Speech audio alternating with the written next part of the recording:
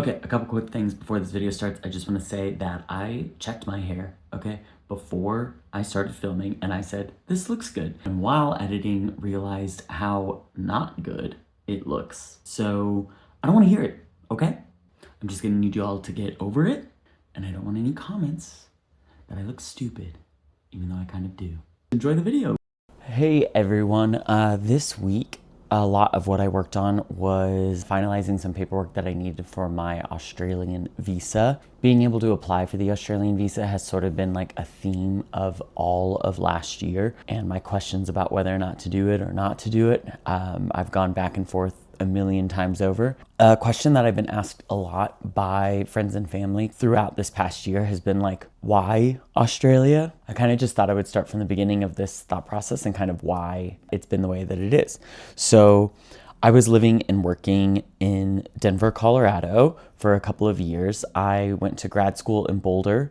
I started school in January of 2020 with 2 months of normal classes, and then COVID hit and I basically had like online classes for quite a lot of my graduate program.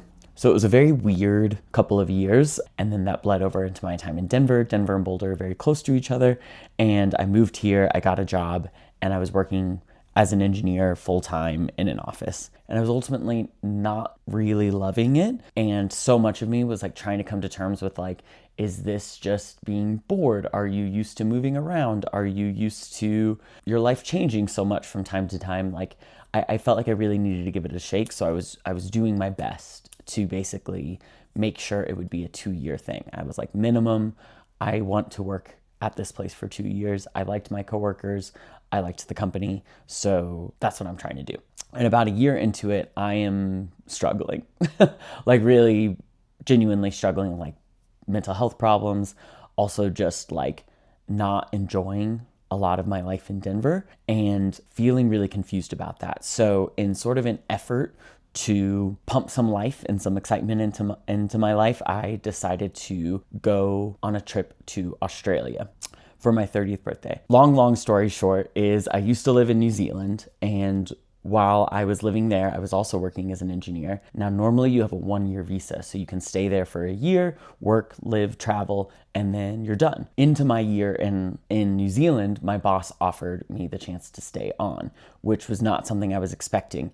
But during that year, I had been contemplating, of having so much fun here in New Zealand, maybe I want to go do a year in Australia.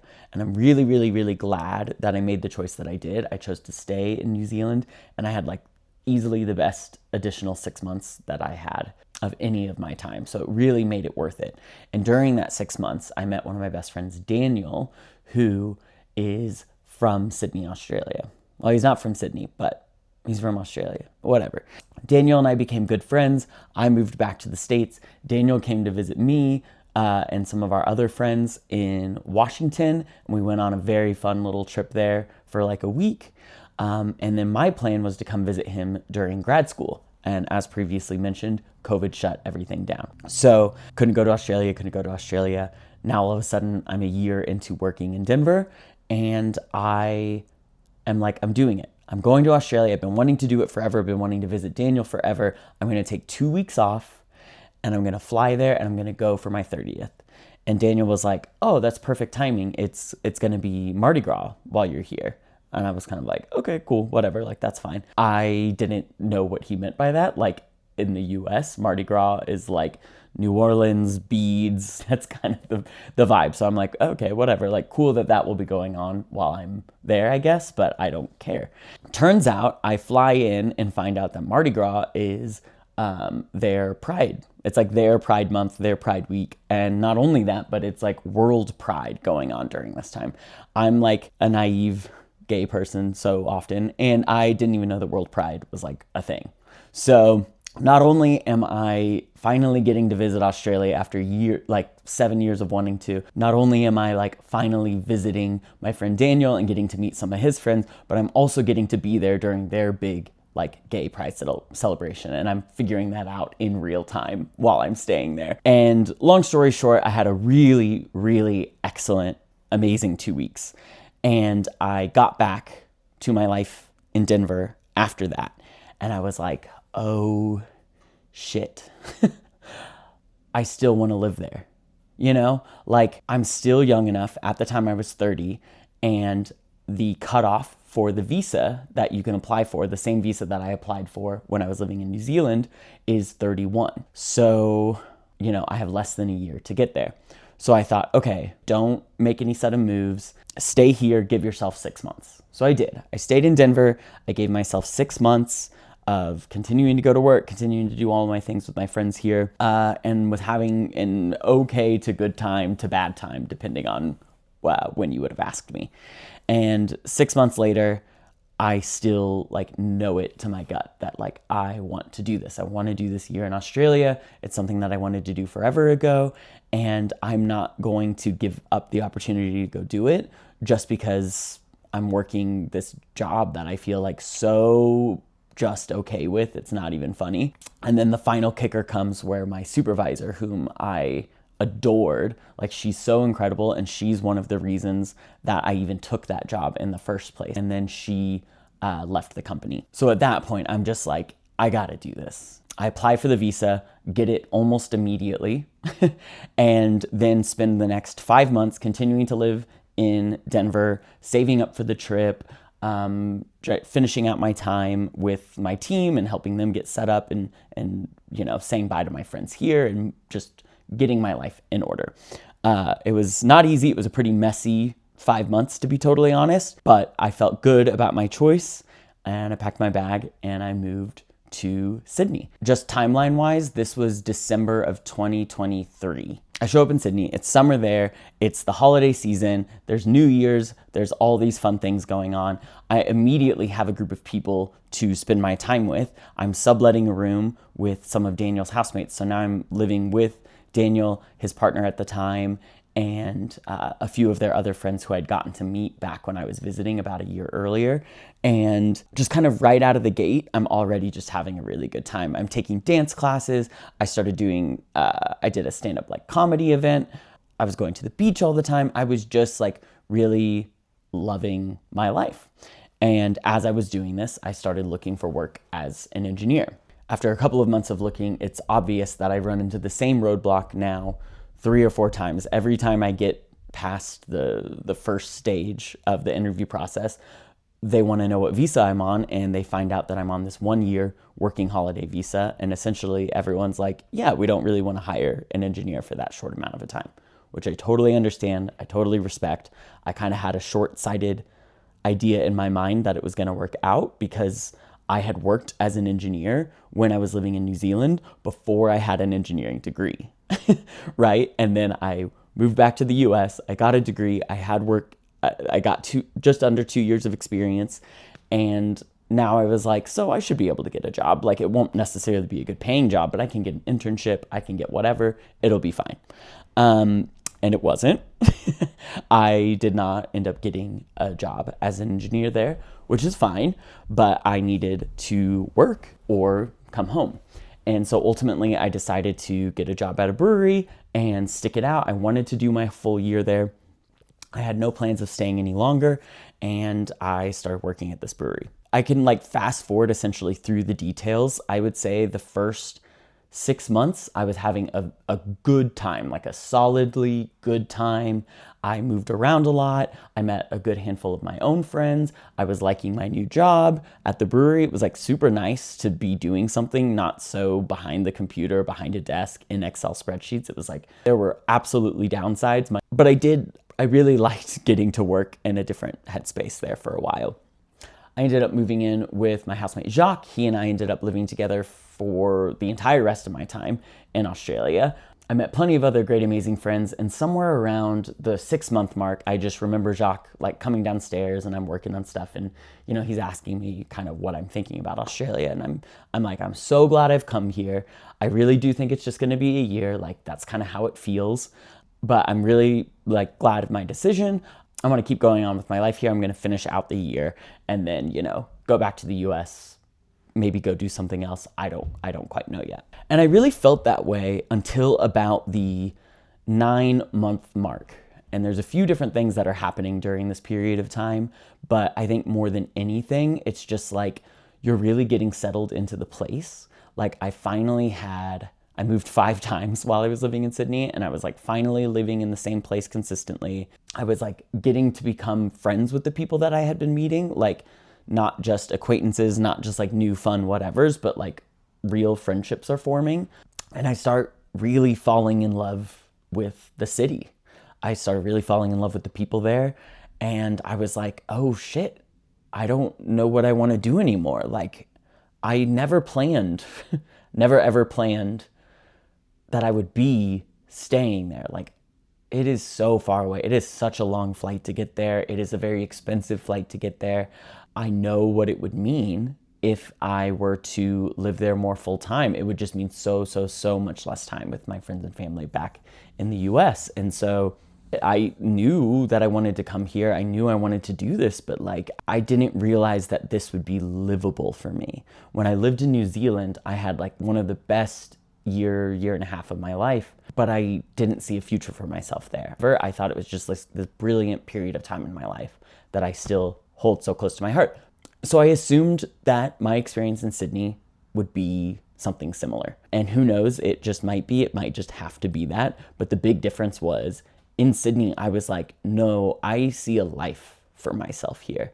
I had several friends, several family members. My parents came to visit, as well as my sister and her fiance, my cousin, and then like a few friends from Denver, one of my best friends from college. He and I even ended up going and doing a road trip in New Zealand. So not only am I having this great time in Australia, but like now he and I are going through like this casual road trip through New Zealand. And I know it's not casual for him. He's like doing part of this big trip. But for me, it was like a 3-hour flight. I'm like in Sydney, and then all of a sudden I'm in a 3-hour flight. I'm back in Queenstown where I used to be living. And I'm getting to show Truett, my friend from college, like I'm getting to show him all the places that I used to live. And we're getting to do these hikes, and I'm on this road trip. And I just thought like, oh my God, not only is Sydney great, but it's like a stone's throw away from this other place that's so special to me. Not only that, but like there's so much of the world that I want to explore and travel and experience. A lot of that is like in Asia, Southeast Asia and Polynesian Islands. I want to go to Japan. I want to go to Nepal. I want to go to India. I want to go to Thailand and Cambodia and Vietnam. And it's all much more accessible from Australia than it will ever be from the US. So all of these wonderful things are converging at the same time that I happen to meet someone that I really like. So this whole situation is a bit complicated, and I don't want to get into too much detail. I don't want to like bore people. So I'm gonna do my best to sort of summarize what happened. But basically, I met this guy once at a beach one day. I was like, this is like the cutest person I've ever seen. And at some point I finally approach him and we're chatting, and we hang out the rest of our time there, and we go ahead and we take the ferry back to the main part of the city that evening. And so I'm kind of like feeling things out on the ferry, and I like move my leg over to touch his leg just to see, because I'm like, I can't suss out what the vibe is. And he kind of like quickly moves his knee away. So I was like, okay, cool. Like he's either not interested or not gay or whatever, like whatever the reason might be, that's fine. We ended up getting each other's numbers, and we hung out as friends for like a month. I'm not entirely sure anymore on the timeline, but we like spent time with each other as friends. Then a month and a half, whatever it was later, I'm at the beach with him again, and we're like spending time with each other. And I'm like, if this guy isn't trying to make out with me, then he is deeply confused about like the signals he's putting out. And turns out, yeah, he was interested. Now that door has opened, and we start seeing each other like pretty casually, I would say, through the rest of my time. And so it was around the time that we started seeing each other that all of this other stuff started to click into place. Like I really started to be like actual friends with all of these other people. I had gone on these trips with family and friends, and every single one of them, my mom, my friend Druitt, Emily, like every single person, my cousin, every person who came to visit, they were like, Sydney is the coolest city I've ever been in my life. My mom would love nothing more than for me to live down the street from them.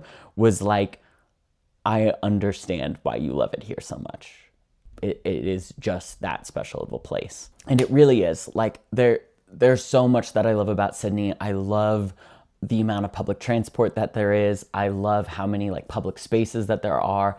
I love the beaches there. I love the fact that it's like a big, massive city. I love the gay scene that's there. I loved getting on a train and going out to the Blue Mountains. I can't stress enough how nice it was to live somewhere that felt very safe. Like I don't think Denver is a very dangerous place. It's not that it is, but there's just this like air of violence in the US that was very nice to be away from for an entire year. I just started loving absolutely everything about it. About at the 10-month mark of my 12 months, I started looking into the visa process, and it became very clear very quickly that it was going to be a difficult process, that it was going to take a really long time, and that it would cost quite a bit of money. And I just didn't feel like I could pull the trigger on that sort of decision then. I didn't feel like I could, first of all, get all my documents together in time. This visa that I've been applying for now for the past year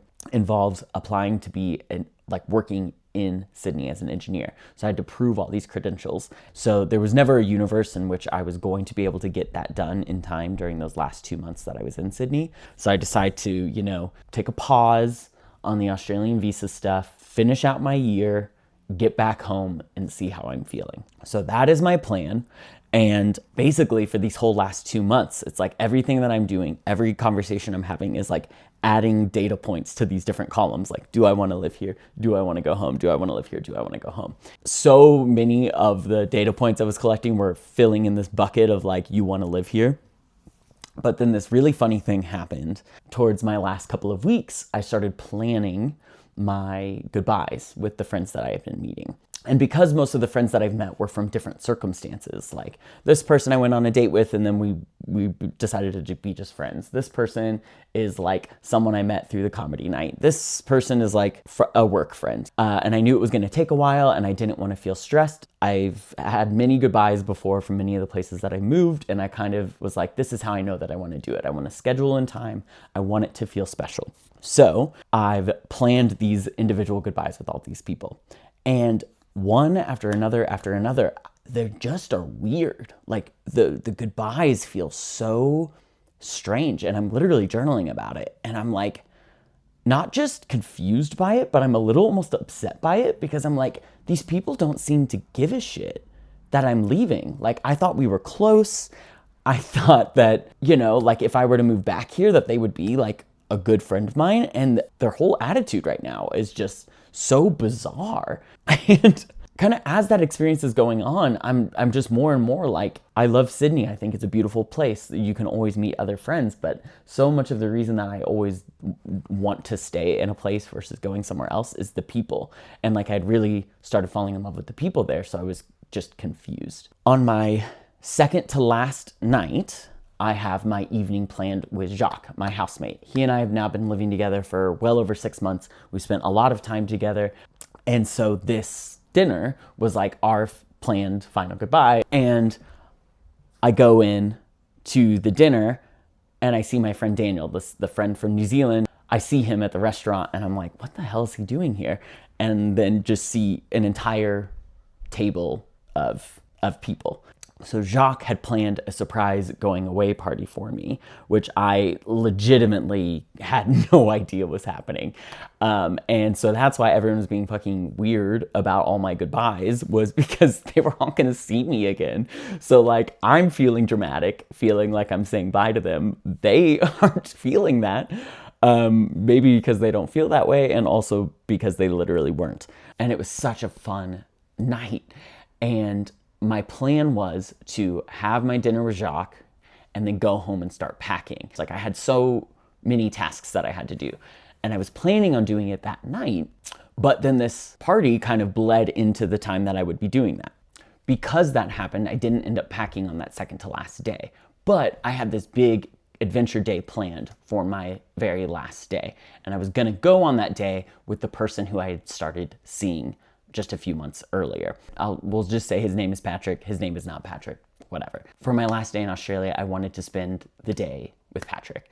And he usually worked in the evenings, so that worked out well for me. My thought was like, we'll go do the day plans that I had. We were getting on a train and going elsewhere to go explore a more remote area. of Australia that was a couple hours away.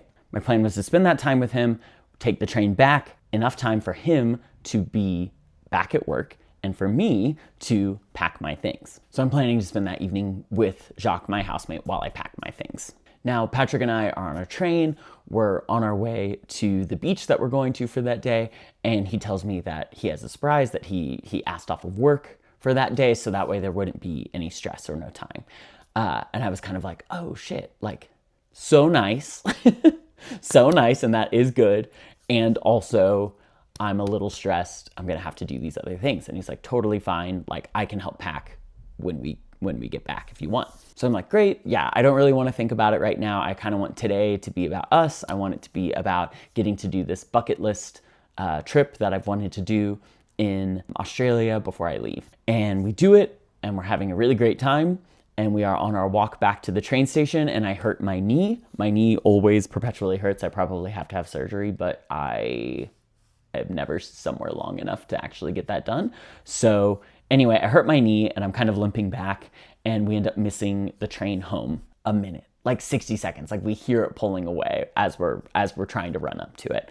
Neither of us freak out. We're sort of like, cool, trains come through here every hour. We'll be fine. And we're hanging out at this train stop and it's getting darker and we're just having fun. Like we're hanging out. We're going to have a fun time no matter what. And it is while I'm at this train stop with him, like sitting there, seeing him on the bench next to me, that I was like, oh shit. Like I really like this guy. Like we had now been seeing each other for probably 4 months. Okay. And it was usually once or twice a week, you know, nothing too crazy. But we would go to the Blue Mountains together. We would go to the beach together or just hang out in a park, like lots of nice little fun experiences. After 4 months of that, and then having this big, dramatic, kind of flashy, exciting final day and this full day with him, I was like, I really like this person. Like, I think I might love this person. And that was a shitty thing to realize. So we're hanging out at this train stop and like I said, having a good time. And all of a sudden, like I've got a pretty good internal clock and I'm sort of like, it has to be over an hour. Like we must have done something. So we called the help box and basically they were like, we found out what time it was. Both of our phones were dead, by the way. So I couldn't text my housemate to let him know what was going on. I couldn't get a hold of him for anything. The last text he had gotten from me was, hey, I'm going to try to be home by dinner so that way I can spend some time with you. Now all of a sudden we're hearing from the like call box, the emergency call box that we called, that the next train wasn't coming for like 3 hours and that it was like 9 o'clock. Long story short, we wait the 3 hours, the next train comes. I mean, we're in the middle of nowhere, okay? And our phones don't work. So we're not calling a ride. We're not getting hold of anything. There's no other way around this. It's midnight by the time I'm walking home. And I'm really stressed at this point. My flight is in, I think, 12 hours. I haven't packed at all. I'm trying to have one last relaxing, nice night with Patrick.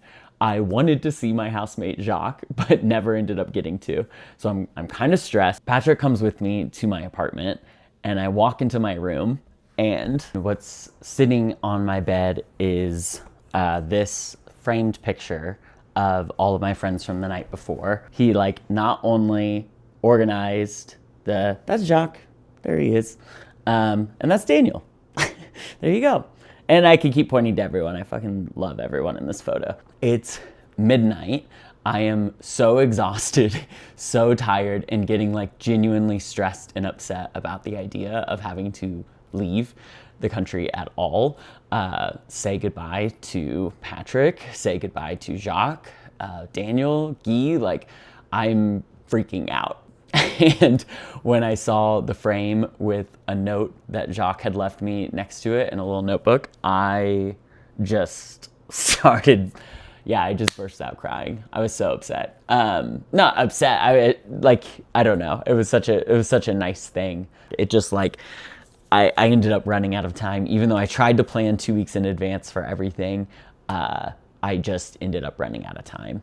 Patrick was so unbelievably sweet and was just like hanging out there with me and then was like, we can do this. We have literally all night.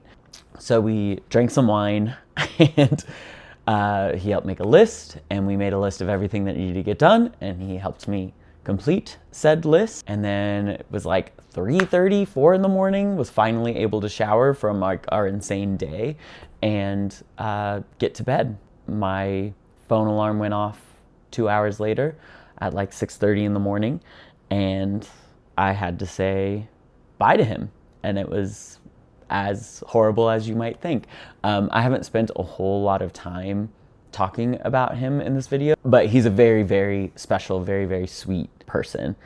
And I was beyond not okay saying goodbye to him.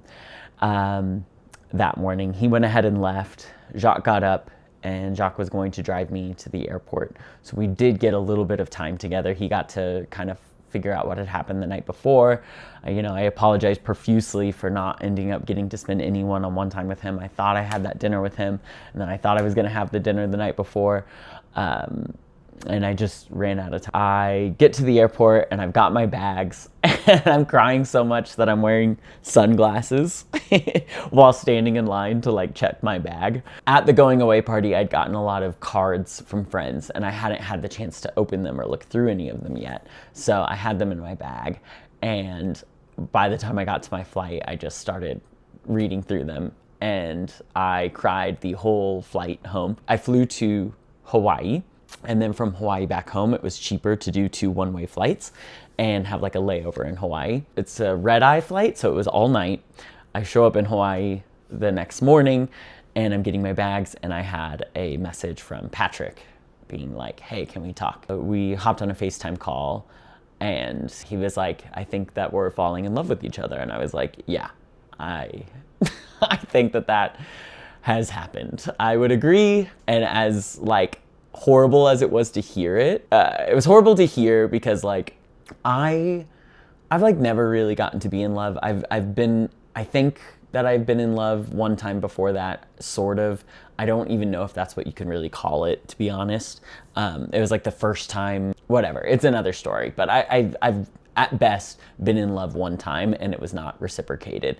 And so to be connecting with a person in this way for what was the first time in my life as a 31-year-old just felt like incredible and really shitty all at the same time. It was incredible because like finally getting to share those feelings with someone and have them be reciprocated. And at the same time, I was in Hawaii and about to get on another flight to head back to the US for an indefinite amount of time. And even if I started working on my Australian visa, it was going to take months, if not a year. And we can see what that's proven to be now that over an entire year has passed. I'm trying to figure out how to even like start to finish this. There is a lot more to that story, a lot more to the entire year that I had last year. Spent the first several months of being home very, very determined to get back as soon as humanly possible. I think this is gonna have to just be its own whole separate video that I talk about the shit show that was 2025, but just to give some semblance of an end to this story. Back in the US at that point, that whole time, I had seen all my friends in Colorado. I had seen my family back home. I was living with some of my best friends out in Asheville, North Carolina. And as much as I desperately missed everyone in Sydney and my life in Sydney, I got really confused about like the same question that I had month 8, 9, and 10 in Sydney. It's like, are you going to live this far away from all these people that you love? It was a lot, and it was so much of a lot that it cannot be added to this video. It like really can't. I think it would make sense maybe if I do it for next week's video as a kind of a part 2, like because there are so many ups and downs that have kind of led me to where I am now, which is back living in Denver, the place that I had been for 4 years and feeling so lukewarm and about, now actually feels pretty good. And that's pretty confusing. I still really miss my friends in Sydney. I still really miss Sydney as a place. I don't want to choose. Like, I know that you have to, and by not choosing, I'm technically just choosing life here because this is where I am. But it's been a very, very confusing experience. And all I will say is that I imagine it will continue to be a confusing experience as I make my way through this. But with all the shit that's going on in the US right now, and with how much I really did love Australia and how much I really saw myself having a future there, part of me still thinks there's something to it. So yeah, that's where I'm at. It's towards the end of January of 2026. I've been home now for over a year, and I have finally gotten all my stuff together for the visa application. Within the next few days, I think I will have finally applied, and we will see. I know that I'm very fortunate to be in it. I know how lucky I am to have such a crisis about getting to live in two places that I would love to, where I have people that care about me. Where I cannot state enough that I understand the amount of privilege that comes with that. And also, I'm not trying to compare my suffering to anyone else's. This is my life. This is what's going in my life. And it's been hard. It's been difficult. To those friends and family, to everyone who's been asking why Australia, this is my best attempt to sum that up. Did I do a good job? No. I hope it makes sense. Go back and edit this, that I've made a coherent. I don't know if I did.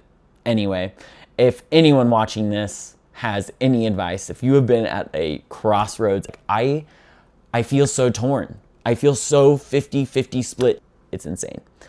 It's insane. Okay, like, comment, subscribe. Thanks. Bye.